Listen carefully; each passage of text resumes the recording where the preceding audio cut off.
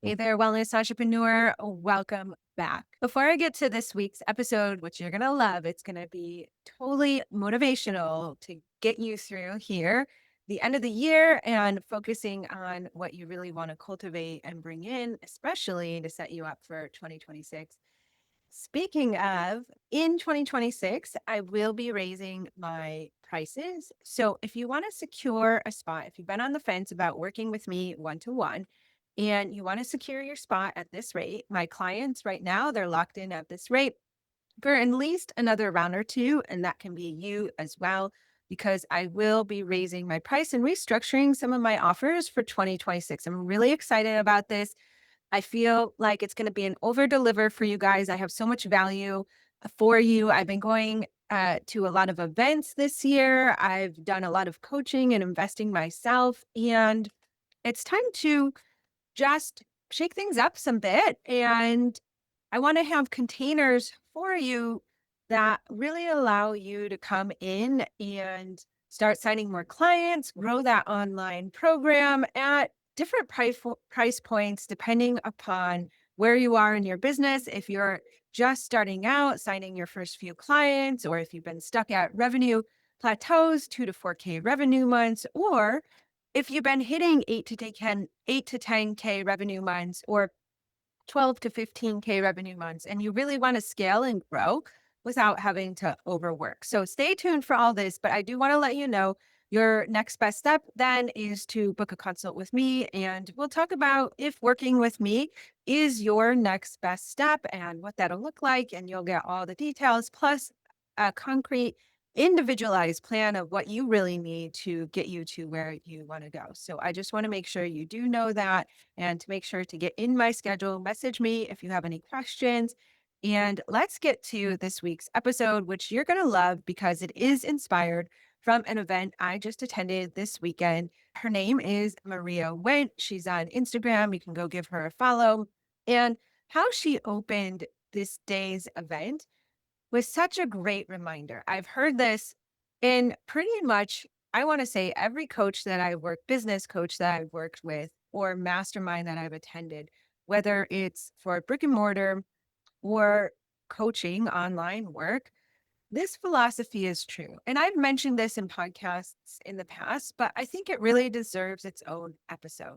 And what she said is the one thing that's in common with all successful entrepreneurs. In fact, what she believes has made her so successful. And she is a $10 million a year earner. Now, has hired on staff, and a couple of those staff members are her sisters. I know one sister for sure who's working with her because she spoke on the stage. She has two sisters. I'm not sure if the other one is. And her mom is also working for her as well. So you can see there that she has great support and community. But she grew the business. And what she says has made her so successful is that she fell in love with solving problems, because essentially entrepreneurship is just one problem after another. You solve one problem. So, for example, you're in the beginning stages, you need to get your first few clients, right? You're solving the problem of how to bring in consistent consultations if you offer them, or just people purchasing sessions and packagings. And then you solve that problem and you're on to solving the next problem. Or maybe you do workshops and the first problem is actually getting people to attend the workshops. And then the next problem is getting people to sign up for your program and work with you outside of the workshops. So problems are all just part of entrepreneurship. And again, what really differentiates entrepreneurship from having a job is and we've talked about, mentioned this in other podcast episodes, is that part of the role of being an entrepreneur is, yeah, you have to market and promote and learn how to sell your offers. And this is the other part, is that you are the strategic thinker. You are the leader. And part of that role and that responsibility is day to day, as well as a bird's eye view of your business, is looking at the bottlenecks and the broken links, or where things break down in your business, or the problems, and learn how to solve and fix them. Not from a place, and here's where I see a lot of entrepreneurs get stuck, and myself included, is not making a problem or a failure mean that something is innately wrong with you, that you're not cut out to be an entrepreneur, which is not true at all because every entrepreneur encounters problems in their business and every entrepreneur gets stuck at certain areas. It's just that some entrepreneurs grow quick and then they plateau and then they grow quick again. Others grow at, a slower pace, but they're still growing. There's all phases of growth depending on what you bring to the table as an entrepreneur, depending on what's going on in your life, depending on time invested. There's all kinds of reasons as to why. This is one of them, the ability to recognize a problem and solve for it quickly without getting into the drama of the problem. So let's break this down today. One thing Maria said is moving from this place of instead making the problem mean something about you or that you're not cut out to be an entrepreneur is bringing a love for solving problems from a place of curiosity. And I'm going to highlight an area where you're already good and you already do this so you can consider it and then bring that into your business. So, as a practitioner, I know you are so skilled at working with people, you have so much training and so much knowledge, and you bring all of that plus a curiosity to help solve your clients' problems. So you already are innately doing this problem solving, but in your client sessions where a client will bring a problem and then you solve it. And then you usually move on to the next problem and then you solve that. And that is how you work with clients, right? And you can do this one to one, or you can do it on one to many models through groups and programs, etc. So you are already doing it in your business. You might not have viewed it from this lens, but it's helpful to know this so you know that, oh, innately I am kind of good at this because I've helped a lot of clients solve their problems. I just need to bring these same feelings, this same curiosity to problems in my business instead of going home and spiraling after your last workshop only got 3 signups instead of 15. And so you find yourself having a full crisis, 10 p.m., eating ice cream straight from a carton, wondering if you should be a business owner and consider shutting it all down, right? So at that moment, we're going to understand what to do instead, because you do want to acknowledge how you're feeling. As I said in past episodes, you want to support yourself through the failure and the disappointment, acknowledge what you're feeling. But we don't need to make it mean that something's wrong with you. And instead, we want to quicker shift to that problem solving mentality. It's remembering that problems, all of them, are data on what you can adjust or refine or double down on because it's working. And this will take the heaviness coming from a place of curiosity and knowing, okay, I'm just looking, if there's a problem, I'm just looking for what worked. So I can do more of that, what didn't work, because obviously there was things that didn't work because that's why you have the problem. And then what to do different, right? That takes the heaviness off of some of the emotional weight or the unconscious thinking of, am I cut out to be an entrepreneur? It takes some of that heaviness off of it.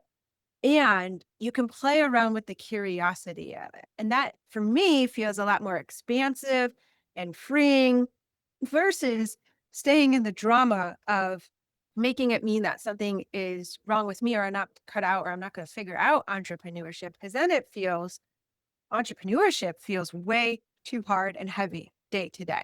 And that's what I want to help prevent for you. So your days feel lighter. So you enjoy the journey and the process of entrepreneurship. Because even when you hit the goal that you're going to hit now, then you're going to strive for the next thing because that's who you are. And then a whole other set of problems. And if you're always trying to push through it from this like emotional heavy baggage, it just makes entrepreneurship a slug when it can be so much more enjoyable and you'll stick with it longer. It becomes more sustainable when you approach it from this way. So it's how to move from crisis regarding problems and failures to more curiosity from, as Maria said, a place of detachment. Now, a lot of you yogis, this can be, a buzzword, being unattached. And that's what she was really hinting at, is that you can really set goals and you can evaluate from a place of curiosity, but you don't have to be attached to the emotional charges. So this is going to get a little bit meta, but here's what I want you to understand. The problem is never actually the problem. Meaning, the problem is that you're making the problem, whatever failure or disappointment is going on with you, you're not having enough clients, you're not hitting your revenue goals, you're making that mean something about your identity, your talent, or whether you should be doing this. And that is what's keeping you stuck because the problem is just natural. It's natural to hit roadblocks and obstacles and failures in entrepreneurship. And when you make a problem, a failure, mean I'm not good enough, then you can't think clearly. You're in a different nervous system response. You can't strategize. And often, sometimes you just want to hide. But instead, if you make the problem mean, well, that's not quite what I expected or the result I really wanted, but okay, what can I learn here? Again, you can ask yourself those questions. How might I go for it? And I'll be truthful and I'll be vulnerable here. My last Instagram message makeover clinic, I enrolled some really great clients. I'm really excited to work with them. We just started last week on the kickoff call. I had the surprise bonus of signing and bringing in during that launch more one-to-one clients than I thought. But I didn't hit the goal of how many Instagram clinic clients I wanted. I was close, but I didn't hit it. And so I can make it mean that something's wrong with me and go down a spiral. And I acknowledged how I was feeling and I'm getting coaching. But instead, I'm using it as data point. I got a lot of data during this launch. And I'm going to use that data to go forward for future launches and how the messaging that essentially that's what it comes a lot down to is messaging and positioning of the offer. And so that's what I'm working on for next year are those two things regarding the clinic, which is I'm still going to be using it and launching it, but I might restructure some things a little bit differently. And for sure, the messaging is going to shift a little bit. And when I say messaging, right, the name of the clinic, for example, is Instagram Message Makeover Clinic.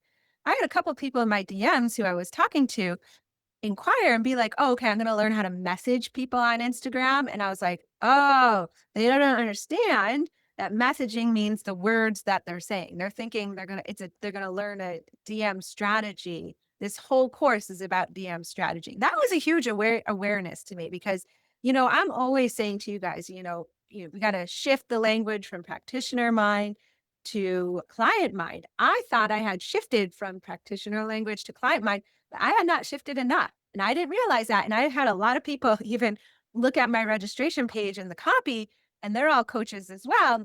And they didn't catch it either.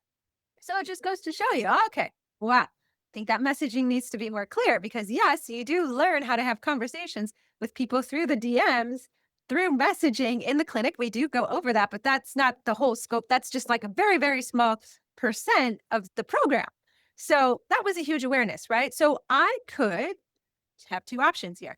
I could spiral and freeze and maybe scrap everything altogether, never launch that program again, hide, not run the program, like all these things. But instead, I'm approaching it from a place of curiosity, unattachment. I'm also approaching it from a place of belief that, I already have passed the revenue mark that I hit last year.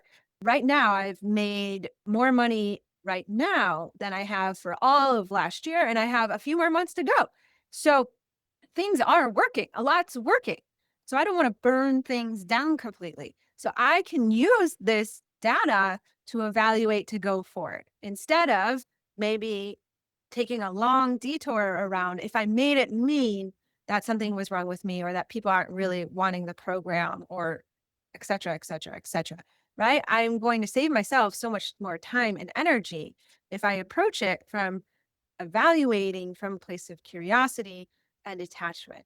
So the benefits of doing this is that you'll stop spiraling and start problem solving. So instead of spending 3 hours on a Sunday night wondering if you should just quit, or a whole coaching call talking to your coach wondering if you should just quit, you'll actually spend 20 minutes figuring out what to adjust. And you're going to double down on the changes. So it's going to save you a lot of time and emotional and energy spirals.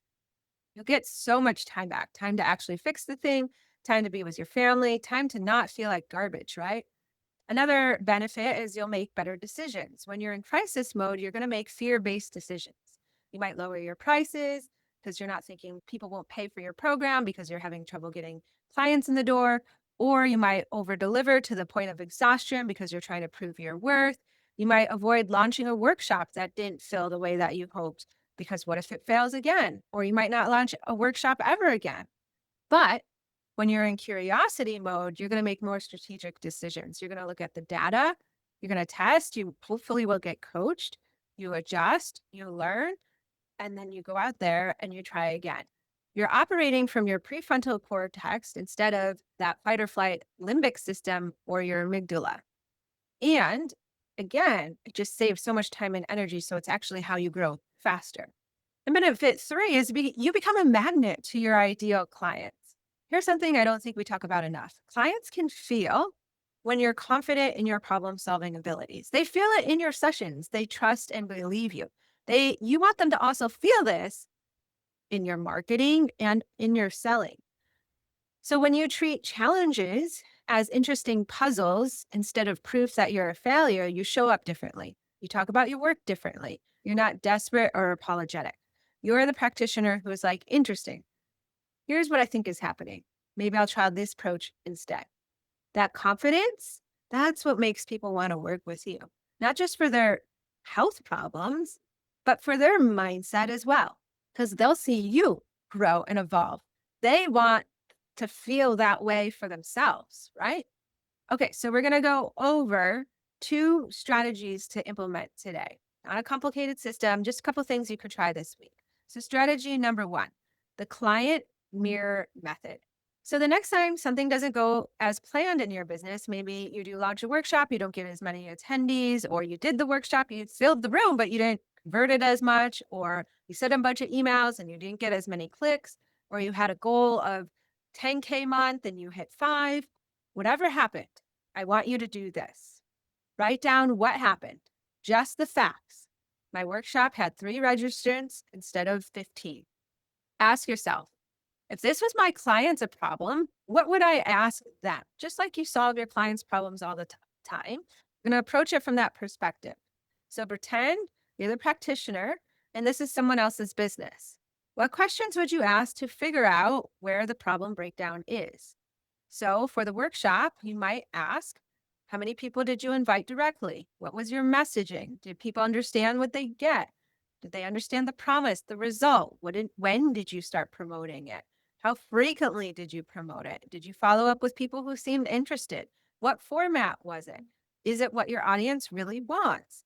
You see, you can shift from I'm a failure, no one wants my workshops, I'm not cut out from entrepreneurships to, oh, there's some useful information to gather here. There's areas where I can tweak instead of feeling like you've tried everything, which can actually close down and bring out that amygdala response. It opens it up. It provides different opportunities so that you can go for it. Just pick one and try something. And this works for everything. Low Instagram engagement. I'm always asking myself this because, I have a goal for 100K followers. And so, for the most part, the last year, especially, I've really grown on Instagram. And my views are, gosh, night and day compared to what they were a couple of years ago. But I still have more room to go. So I asked myself this, what was it? The messaging? Was it the formatting? Was it the clarity of the video? Was the timing off? Is there enough value? Right? I ask all these things myself. So I keep going instead of giving up. I did this for a long time with discovery calls. There was a time in my business several years ago that my discovery call conversion rate was like 20 to 30%, which is not horrible. It was enough to sign clients and start working towards those 5-figure months consistently. But I'll tell you, when I shifted to 60 to 80%, or some months I hit 100% now, really shifts everything. And my coach, DL, talks about me all the time in her program because I just showed up week to week on the calls for like a good year, being like, okay, this happened on the call. I get coaching and feedback. from a place of curiosity and detachment. And yes, I felt uncomfortable. Yes, I experienced a lot of failure and disappointment. It was not a fun process, but now it was, a year of that short term, short lived to now have years of better consultation rates. So it was so worth sticking going through that process. Okay. And then strategy number 2 is the question problem protocol. So when something doesn't work, I want you to ask these 5 questions. What actually happened? Facts, not the drama, just the facts. Number 2, what was I expecting to happen? Number 3, what's the gap between those 2 things? Number 4, what are 3 possible reasons for that gap? Number 5, what's one thing I could do differently the next time? That's it. 5 questions to help you move from crisis to curiosity. And here's the key for question number 4. You have to come up with reasons that aren't about your innate, inherent worthiness as a human, meaning the 3 possible reasons for the gap can't be like, I suck, people don't want to work with me, that type of mentality. They have to be clear, objective things like my messaging wasn't clear, not I'm not meant to be a business owner. This protocol helps you to collect actual useful data instead of just collecting evidence where you should quit or be on the fence of quitting. Okay, so here's your homework for this week. Pick one thing in your business that is currently making you spiral. Or if you had something that didn't go the way that you hoped, I want you to apply this strategy. Or if September last month didn't work out the way that you'd hoped, you can use this process on the month. And then I want you to go through these 2 strategies.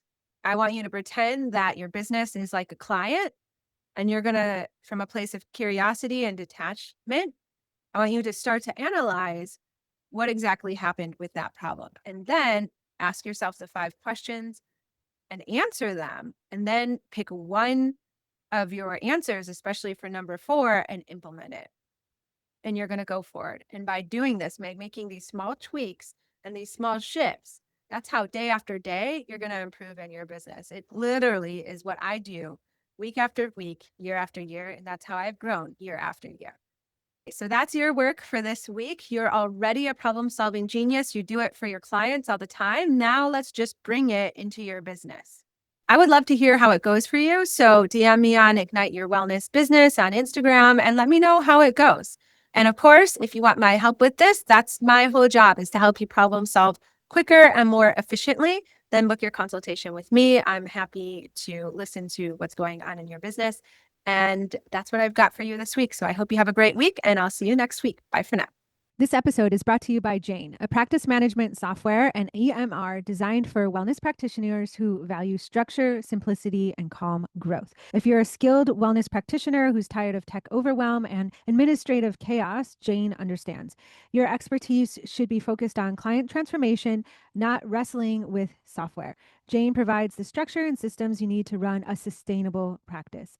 With Jane's streamlined online booking, your clients can easily schedule at times that work for them. With smart features like waitlist notifications, those last-minute cancellations become opportunities, not losses. It's a simple way to maintain consistent revenue without the constant hustle of filling your calendar. During sessions, Jane's AI-powered documentation helps you capture important notes, efficiently allowing you to stay present and focused on delivering exceptional care. After appointments, you can end on a healing note rather than a transactional one by charging cards on file and handling rebooking before the client leaves, creating the organized, professional experience your business deserves. To discover how Jane can help you build a more structured, scalable wellness practice that works even when you're offline, resting, use the link in the show notes. And especially for you, Ignite Your Wellness Business listeners, when you're ready to implement the simple system that supports your growth, use code IGNITE1M. So that's IGNITE1MO to get your first month complimentary. That code will also be in the show notes.